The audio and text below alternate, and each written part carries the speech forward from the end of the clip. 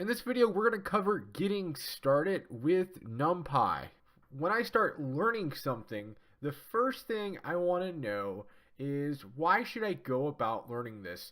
Is the effort that I'm going to put in really going to be worth it for me in the long run? I've pointed out 4 reasons why you should use NumPy. We'll cover these in greater detail in a second.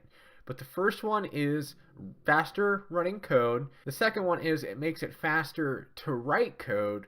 The third being that programs will use less memory.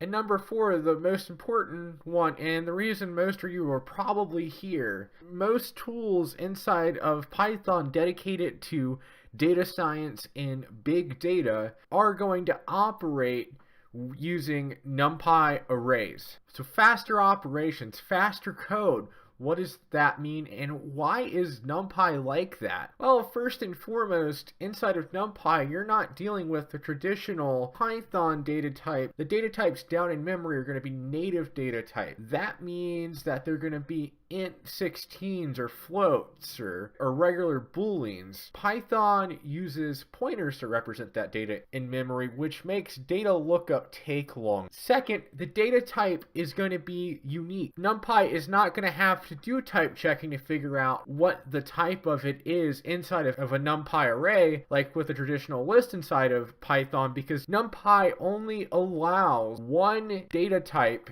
in an array. It cannot have an integer and a string in the same array. So what that means is you're not allowed to have an integer and a string in the same array. It makes it faster to perform the calculations and do the operation. And then underneath, of course, native C code is going to run faster than what most Python is going to run. That is built into NumPy, and most of the functions underneath the hood that'll be operating on your NumPy arrays are going to be written in C, giving them that performance advantage. Next up, we step beyond just how the code performs and we look at the process writing code. It's going to be easier to write a lot of operations that would be time consuming with traditional Python lists, because the operations you're going to want to do with the matrices are going to be built in, such as adding them and multiplying them and different operations like that. So looking at our examples offered up here, I want to take what is essentially a matrix and add it to itself. You can see without NumPy, we have to take that traditional Python list that's two-dimensional and we have to do nested for loops in order to access each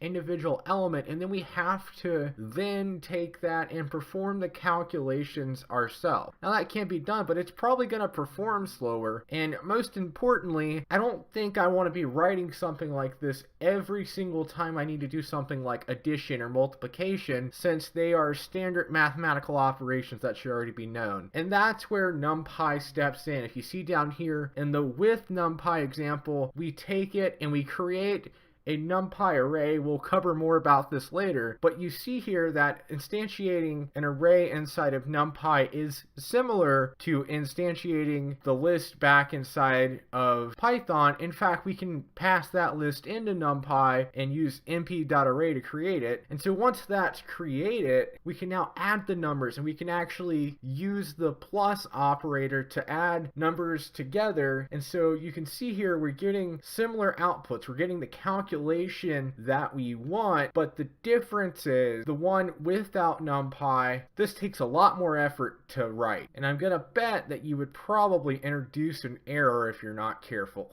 Another advantage of NumPy is it's going to take up less memory. This goes back to the core level of the data types it's going to operate with. It's not going to use the traditional Python data types unless you explicitly say, hey, I need to do an operation with this Python object. So instead, it's going to operate with more traditional data types like what we would see in a system programming language such as C, and those data types are going to be much more reminiscent of what we see down on the hardware level, being unsigned integers, regular integers, float 16s, etc. The other way that we take up less memory is the data is accessed directly and not relying upon that Python pointer to look it up. That speeds it up, but it also is going to take up less memory because we don't have to have a pointer that then tells us where our actual data is stored. I want it to look at this graphically because I feel that computer memory is abstract. Those concepts that I just covered may not have exactly stuck with you. Well, inside of Python, you can see we have a Python list here that's stored in memory, and so we have to go to the address to get the data. So if we want to look something up, well, first we're going to have a Python, which is essentially just a pointer. So we have to go to that address, find that pointer, and that pointer is then going to tell us, oh, okay, so that data is actually in this address, which is in a different location. So then it has to go find that address, and then it gets to the data. You end up taking more memory because you're not only storing the data, but you're storing